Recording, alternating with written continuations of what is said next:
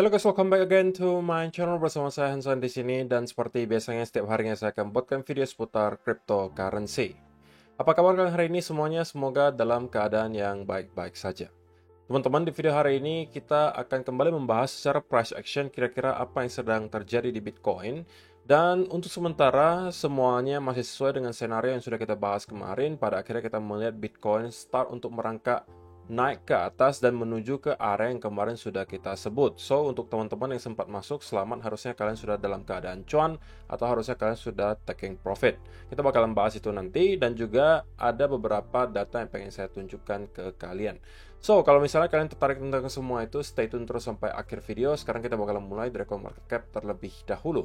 Per hari ini, secara global, market cap crypto berada di angka 1,07 triliun dolar atau naik sekitar 0,49%. Nah, di top 10 coin sendiri, keadaannya juga dominan berwarna hijau. Kenaikannya ranging antara 0, sekian persen hingga kurang lebih 4%. Dan yang menjadi top performer hari ini adalah Toncoin, teman-teman. Saya juga baru nyadar Toncoin ini masuk ke top 10 hari ini. Dengan kenaikan 4,96% menuju 2,45 dolar.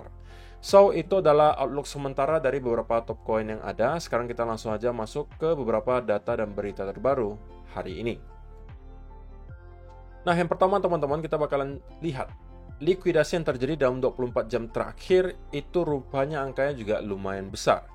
Dengan total value sebesar 80 juta dolar, teman-teman. 67,38%-nya datang dari orang-orang yang melakukan short. Sehingga sedikit banyak kita bisa ambil kesimpulan bahwa kenaikan yang kita lihat semalam juga sedikit dibantu oleh short squeeze. Tetapi skalanya memang tidak besar ya teman-teman, artinya short squeeze yang kecil. Dan kalau misalnya kita melihat Bitcoin meneruskan kenaikannya untuk break ke arah 29 atau bahkan 30, saya rasa likuidasinya bakalan jauh lebih banyak daripada yang kita lihat per hari ini. Tetapi untuk sementara inilah yang terjadi dan kemudian kita melihat setelah likuidasi terjadi sepertinya kemudian ada terjadi drop lagi menuju ke sekitaran area 26 ribuan yang nanti bakalan kita bahas secara lebih spesifik di price action-nya. Jadi itulah yang pertama. Kemudian yang kedua ada sebuah fractal pattern, lagi-lagi ada orang yang rajin banget gitu teman-teman memperbandingkan Bitcoin dengan pergerakan aset kelas lainnya. Kali ini dari CryptoCrypt, Bitcoin versus Gold. Jadi dia memperlihatkan sebuah pergerakan chart di Gold pada tahun 1974 sampai 1980-an teman-teman.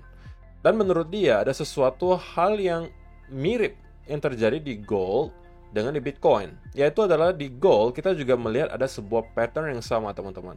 Kita melihat ada semacam double top di sini, kemudian kita melakukan koreksi yang cukup dalam, kemudian kita start untuk breaking out, dan pada akhirnya kita akan kembali rally ke atas. Pada saat itu kalau kalian perhatikan Gold naik dari kurang lebih angka 150-an dolar sampai ke kurang lebih angka 800 dolar.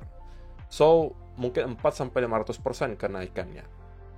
Nah, apabila kita akan melihat Bitcoin melakukan hal yang sama, tentunya ini semuanya hanya asumsi. Kita nggak tahu apakah kita akan mengulangi hal yang sama yang terjadi di sini atau tidak secara persis.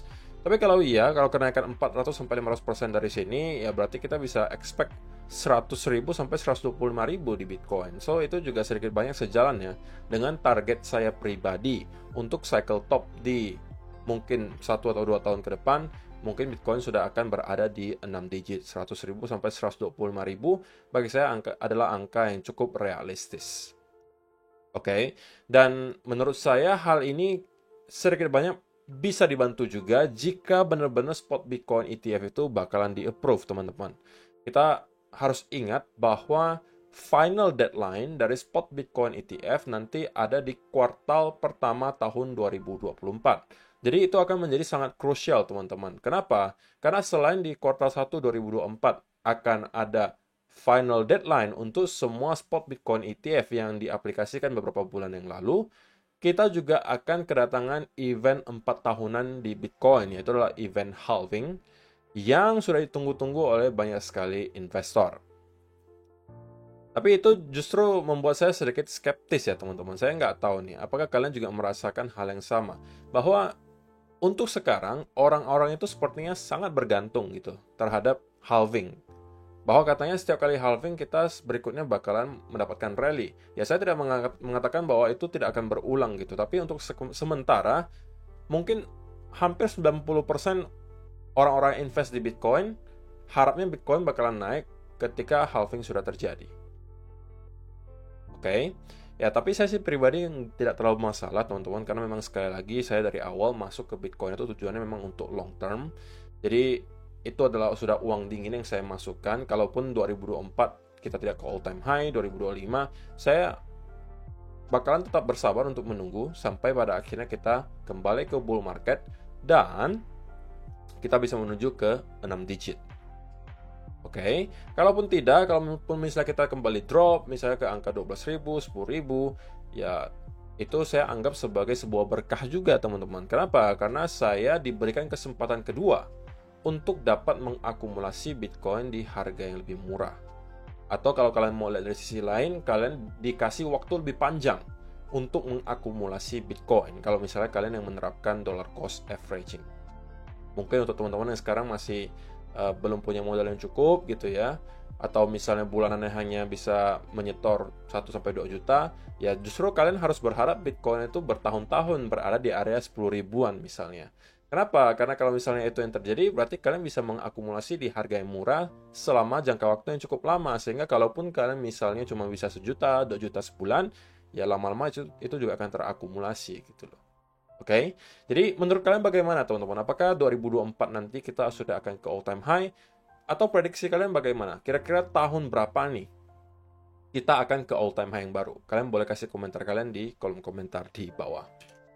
Nah, juga teman-teman saya pengen ingatkan bahwa Fairdesk itu lagi mengadakan trading competition untuk memperingati 2 tahun ulang tahun mereka dengan total hadiah 1,8 juta USDT.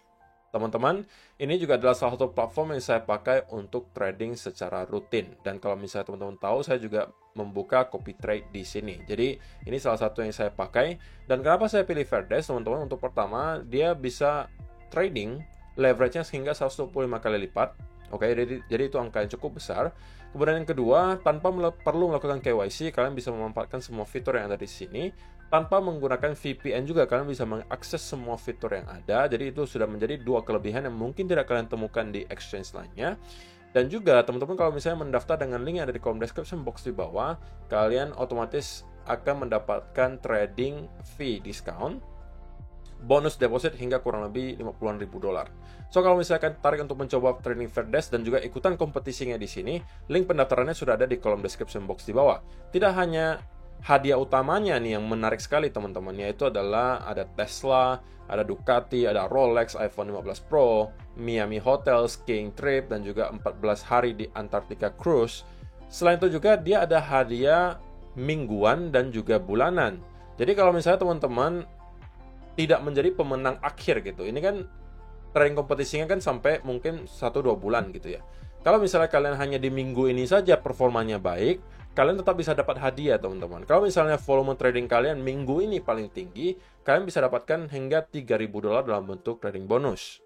Oke, atau kalian menjadi juara di PNL rank, alias profit kalian paling besar di minggu ini, kalian bisa dapat $1.000 dalam bentuk Amazon gift card. Nah, selain yang weekly atau mingguan, di sini juga ada yang bulanan gitu ya. Jadi kalau misalnya kalian mingguan tidak dapat, bisa jadi dapat yang bulanan. Oke, atau kalian bisa menjadi salah satu pemenang di sini. Nah, selain itu juga, kalian pasti tahu bahwa setiap minggunya saya mengadakan giveaway $100 dalam bentuk trading bonus di Fairdesk. So, teman-teman kalau misalnya pengen menjadi kandidat, caranya sangat simple. Hanya perlu mendaftar dengan link yang ada di kolom description box di bawah, kemudian kalian melakukan deposit dan juga aktif trading.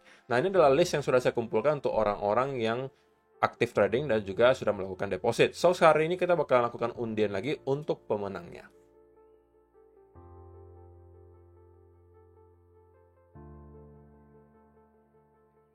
Oke, sepertinya kita sudah dapatkan pemenangnya untuk minggu kali ini teman-teman, yaitu adalah di user ID 360403. Sekali lagi user ID 360403. Selamat, kamu menjadi pemenang untuk giveaway $100 dalam bentuk trading bonus. Kalau misalnya kalian merasa merupakan pemenang, langsung DM aja ke Instagram saya, kasih tahu kok saya merupakan pemenang giveaway hari ini, dan langsung tunjukkan bukti bahwa kalian merupakan pemegang user ID 360403. Untuk batas klaimnya itu 48 jam ke depan. Kalau misalnya 48 jam ke depan tidak ada yang ngeklaim, maka berarti hangus, dan kita akan undi ulang untuk pemenang berikutnya. Seperti yang kalian bisa lihat juga, pesertanya tidak terlalu banyak teman-teman. So, untuk kalian yang nanti menjadi kandidat, punya kemungkinan atau chance yang sangat besar untuk menjadi pemenang. So, kalau misalnya tertarik, langsung aja daftar di link yang ada di kolom description box di bawah, deposit dan juga trading. So, itulah beberapa data dan berita hari ini yang pengen saya sampaikan untuk kalian. Sekarang kita masuk ke chartnya Bitcoin, teman-teman, dan kita akan langsung mulai dari 1 hour chart. Nah, sesuai dengan yang sudah saya sampaikan di video kemarin, teman-teman, bahwa saya melihat Bitcoin sepertinya sudah siap gitu ya untuk kembali merangkak naik ke atas, at least nyampe ke area 27.000 sampai 27.500. Nah, kemarin kita berhentinya di kurang lebih area 27.400-an, teman-teman. So, kalau misalnya kalian sempat masuk di sekitaran area range di sini, seperti yang sudah saya sampaikan di video kemarin, bisa kalian jadikan sebagai sebuah setup, maka harusnya kalian sudah melakukan taking profit di sekitaran area di sini. Kalau tidak full, at least sebagian gitu loh. Jadi kalau misalnya kalian sudah sempat taking profit, selamat, enjoy cuan kalian, tapi jangan buru-buru kembali masuk ke market. Kenapa? Karena untuk sementara, teman-teman, bagi saya, kalau kalian belum punya posisi apapun, ini belum saatnya lagi untuk mencari setup. Ini buat saya ya, opini saya pribadi. Sedangkan untuk teman-teman yang mungkin masih mempunyai posisi yang terbuka untuk buy misalnya, yang mungkin belum sempat taking profit, kalau saya pribadi juga belum close posisinya gitu ya. Belum close posisinya buy yang saya buka, karena saya bukanya di sekitaran area di sini, teman-teman. So, saya punya gap yang masih cukup lebar, menurut saya masih cukup aman untuk saya hold. Dan kalau kita zoom in ke 1 hour chart, kita bisa menemukan memang bahwa ada rejection yang cukup besar ketika kita nyampe ke area 27.400. Tentunya ini bukan sebuah hal yang pengen kita lihat gitu ya, bahwa memang ada selling pressure yang cukup besar di sana. Tetapi ini bukan berarti kita sudah akan langsung jebol lagi dan menuju ke lower low baru. Bagi saya indikasinya belum terlalu jelas kalau misalnya kita akan ternyata drop sampai sejauh itu. Nah, jadi untuk sementara apa yang bisa kita lihat terjadi di Bitcoin? Ingat teman-teman bahwa hari Kamis dini hari nanti kita akan kedatangan FOMC sekaligus Fed Interest Rate Decision. So, saya expect bahwa market 1-2 hari ke depan itu pergerakannya bakalan cenderung sideways gitu ya, cenderung sideways. Tidak terlepas juga Bitcoin gitu. Nah, kalau misalnya untuk short term banget, kira-kira apa yang bakalan bisa terjadi?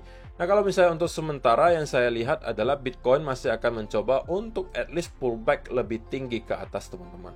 Oke, pullback lebih tinggi ke atas.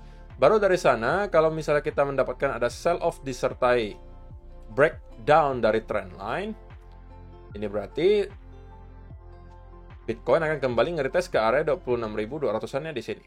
Oke, ini akan menjadi area support pertama kita. Yang sebelumnya menjadi resistance, kita kali ini bisa aja jadikan sebagai support.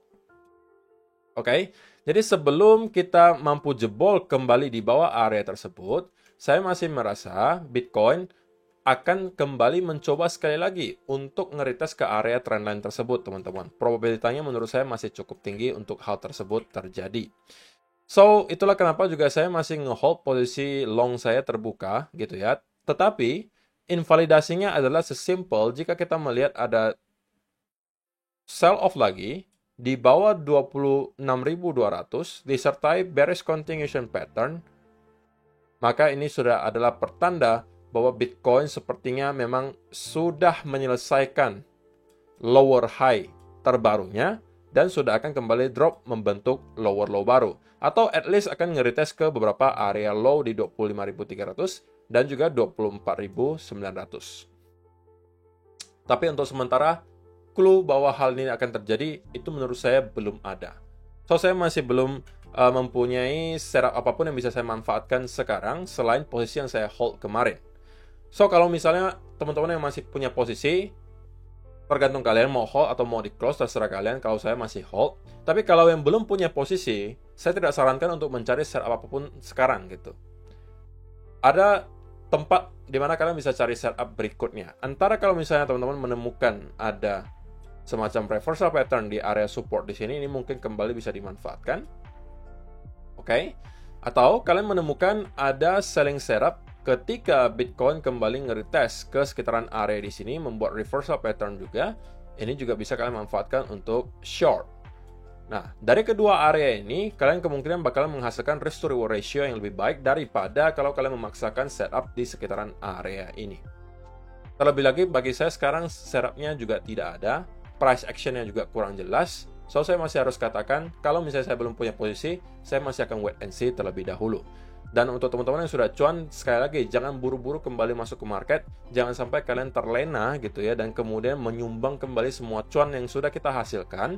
Dari ketika kita di sini, kita sudah mendapatkan beberapa setup yang profitable. Yang terakhir juga di sini profitable. Nah, jangan sampai nih, teman-teman kemudian overconfidence dan start untuk mengambil setup yang harusnya tidak kalian ambil. Sehingga yang terjadi berikutnya adalah tanpa kalian ketahui, tanpa kalian sadari, semua profit yang kalian sudah hasilkan di sini semuanya hilang dalam sekejap atau bahkan bisa jadi minus gitu loh. Nah, itu yang tidak mau saya terjadi ke kalian. So, untuk sementara short term banget saya bisa melihat pullback yang lebih dalam di Bitcoin. Oke, dari sana kita mungkin bisa dikasih clue sedikit tentang apa yang bakalan terjadi berikutnya. Kalau ternyata memang impulsif banget pergerakannya seperti ini, maka kita berpotensi untuk kembali nge-retest ke sekitaran area tersebut. Oke, tapi kalau misalnya pergerakannya sangat korektif ke atas, oke, cenderung modelnya seperti ini, maka ini adalah berarti Bitcoin akan start untuk membuat wave kedua drop ke sekitaran area 26.300. Jadi clue-nya mungkin baru akan kita dapatkan dalam 1-2 hari ke depan.